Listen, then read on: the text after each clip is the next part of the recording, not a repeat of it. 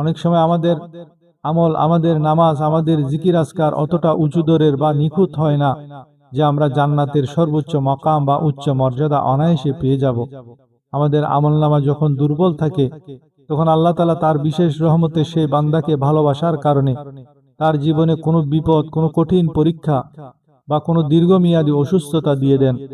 আর বান্দা যখন সেই কঠিন পরিস্থিতিতে ভেঙে না পড়ে আল্লাহর ফয়সালাকে মেনে নিয়ে সবর করে, তখন আল্লাহ তাআলা সেই আমলহীন বান্দাকে শুধুমাত্র ওই ধৈর্যের উসিলায় জান্নাতের এমন উঁচু মকামে পৌঁছে দেন যা সে হাজার বছর নফল ইবাদত করেও অর্জন করতে পারত না। সুবহানাল্লাহ।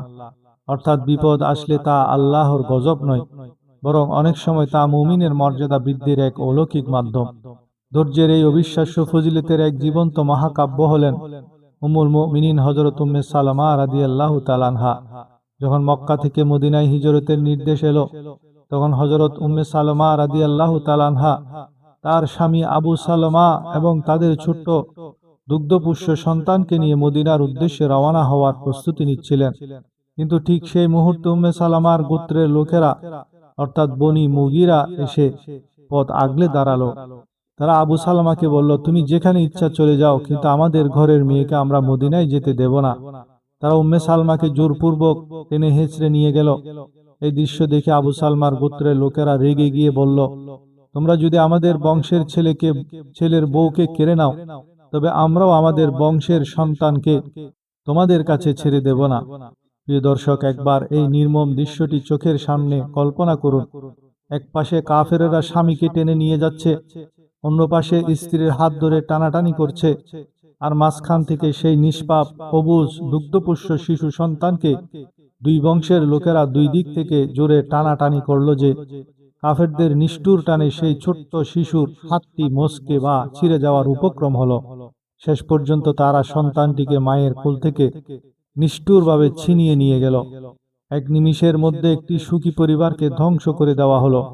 স্বামী চলে গেলেন একা মদিনায়, সন্তান রইল এক গোত্রের কাছে, আর উম্মে সালামা বন্দী হলেন অন্য গোত্রের কাছে। উম্মে সালামা রাদিয়াল্লাহু তাআলা আনহা এই চরম আঘাতে পাগল প্রায় হয়ে গেলেন। কিন্তু তিনি আল্লাহর প্রতি কুফরি করেননি, অভিযোগ করেননি। তিনি সবর করলেন দীর্ঘ 1 বছর। হ্যাঁ, একটি বা দুইটি দিন নয়, দীর্ঘ 365 দিন তিনি প্রতিদিন সকাল হলে মক্কার বাইরে আবতা নামক মরুভূমির প্রান্তরে এসে একাকী বসে থাকতেন, আর মদিনার দিকে নবীজির শহরের দিকে তাকিয়ে সকাল থেকে সন্ধ্যা পর্যন্ত অঝরে কাঁদতেন। তার চোখের জলে মক্কার তপ্ত বালু ভিজে যেত। দীর্ঘ 1 বছর পর আল্লাহ তাআলা তার এই অবর্ণনীয় অসীম ধৈর্যের ফল দিলেন। তার এক আত্মীয়ের মন নরম হলো। সে গোত্রের লোকদের বলল, তোমরা কেন এই অসহায় নারীটিকে তার স্বামী ও সন্তান থেকে আলাদা করে রেখেছ? একে ছেড়ে দাও।